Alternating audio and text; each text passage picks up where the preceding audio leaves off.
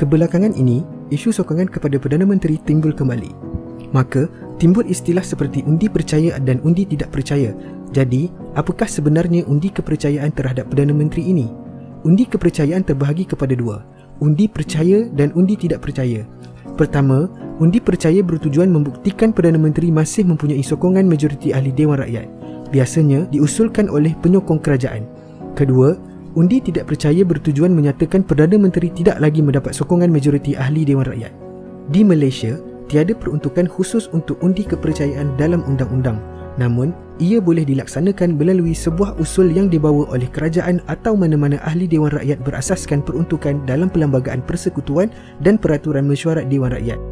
Pertama, dalam Perlembagaan Persekutuan seperti disebut, Perkara 43 dalam kurungan 4, Perdana Menteri mesti mengekalkan kepercayaan majoriti ahli Dewan Rakyat untuk terus memegang jawatan tersebut.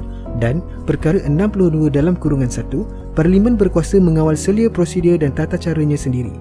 Kedua, beberapa peruntukan dalam Peraturan Mesyuarat Dewan Rakyat seperti PM18, 27, 26, 14 dan 90 dibaca bersama-sama atau secara kombinasi menyediakan kuasa dan tata cara untuk pencadangan sebuah usul undi percaya atau tidak percaya sama ada oleh seorang menteri ataupun seorang ahli persendirian.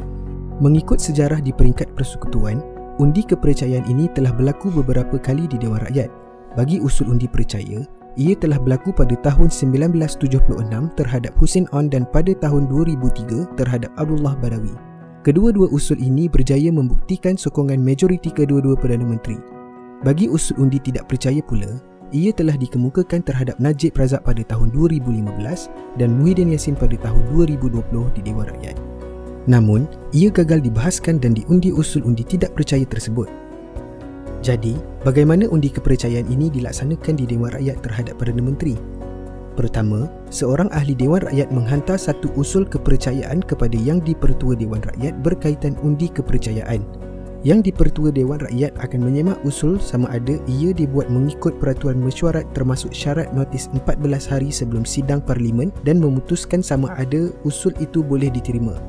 Kedua, jika usul kepercayaan diterima oleh Yang di-Pertua Dewan Rakyat, usul akan dimasukkan dalam aturan urusan mesyuarat Dewan Rakyat.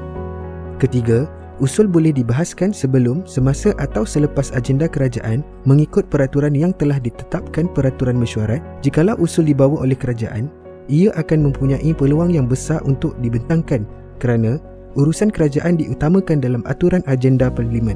Jikalau usul dibawa oleh ahli Parlimen sebagai rang undang-undang persendirian, biasanya ia akan diletakkan selepas semua urusan kerajaan telah dihabiskan dan besar kemungkinan ia tidak berpeluang untuk dibentang dan diundi.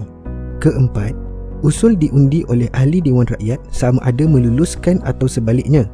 Bagi membuktikan Perdana Menteri mempunyai kepercayaan majoriti, maka lebih daripada separuh jumlah ahli Dewan Rakyat mesti mengundi menyokong usul undi percaya atau menolak usul undi tidak percaya tersebut. Oleh kerana kekangan sekarang, agak sukar untuk undi tidak percaya dibentangkan dalam Parlimen. Sikh Community for a Professional Parliament mencadangkan agar peraturan mesyuarat Dewan Rakyat dipinda supaya usul percaya dan usul tidak percaya, pertama, diutamakan dalam aturan urusan mesyuarat Parlimen oleh Yang di-Pertua kerana ia melibatkan isu keabsahan sesebuah kerajaan.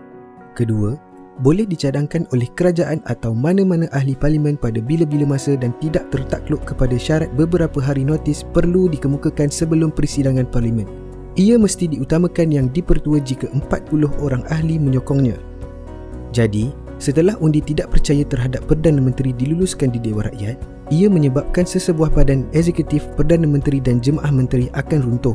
Mengikut Perkara 43 dalam kurungan 4 Perlembagaan Persekutuan, Perdana Menteri yang tidak lagi mendapat kepercayaan majoriti ahli Dewan Rakyat, maka beliau hendaklah meletakkan jawatan termasuk jemaah menterinya, melainkan jika atas permintaan supaya Parlimen dibubarkan dengan perkenan oleh Yang di-Pertuan Agong. Terima kasih. Sikh Community for a Professional Parliament.